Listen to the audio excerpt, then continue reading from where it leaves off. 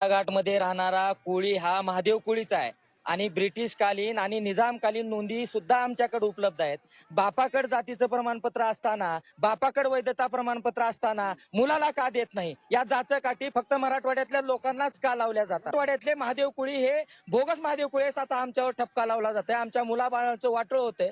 साहेब, आमची विनंती आहे, जोपर्यंत आम्हाला इथं प्रशासन लेखी देत नाही तोपर्यंत आम्ही पाण्याच्या बाहेर येणार नाही. विधानसभेची निवडणूक आहे. आत्ताच मुख्यमंत्री एकनाथ शिंदे, उपमुख्यमंत्री देवेंद्र फडणवीस आणि उपमुख्यमंत्री अजित पवार यांना पाण्यात आमच्या समाजानं बुडवलाय. विधानसभेला सुद्धा आम्ही बुडवल्याशिवाय राहणार नाही.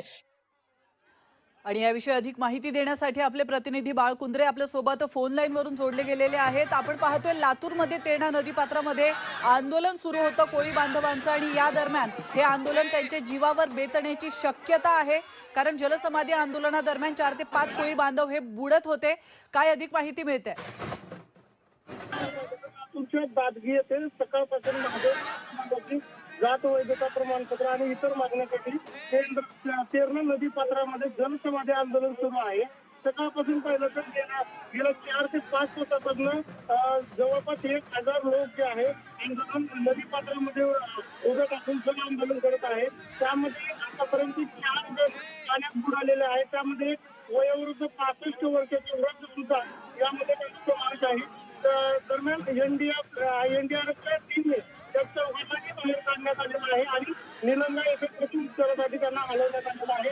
मग गेल्या 4 ते 5 तासापासून हे आंदोलन सुरू असताना सुद्धा जे निलंग्याचे तहसीलदार एसडीएम आहे त्यांनी या आंदोलनाकडे पाठ फिरवल्याचं आपल्याला पाहायला मिळालं. जवळपास 4 जण पाण्यात बुडल्यानंतर त्याची जेव्हा माहिती त्यांना मिळाली त्यानंतर तहसीलदार हे आता आंदोलन स्थळी आलेले आहेत आणि जे 4 जण बुडालेले आहेत त्यांची प्रकृती चिंताजनक असल्यामुळे आता त्यांना निलंग्यातून लातूरला हलवण्यात आलेलं आहे. नक्कीच धन्यवाद बाळकुंद्रे, तुम्ही दिलेल्या महत्त्वपूर्ण माहितीबद्दल. तर आपण पाहतोय कोळी बांधवांचं जलसमाधी आंदोलन सुरू आहे आणि या दरम्यान हे आंदोलन त्यांच्या अंगलट येण्याची शक्यता वर्तवण्यात येते, कारण आधीच 4 ते 5 कोळी बांधव हे या नदीपात्रामध्ये बुडाले आहेत. तर त्यांच्यावर आता उपचार सुरू आहेत. आणि आता वळतोय पुढच्या महत्त्वाच्या बातमीकडे. ओबीसींचा विधानसभेत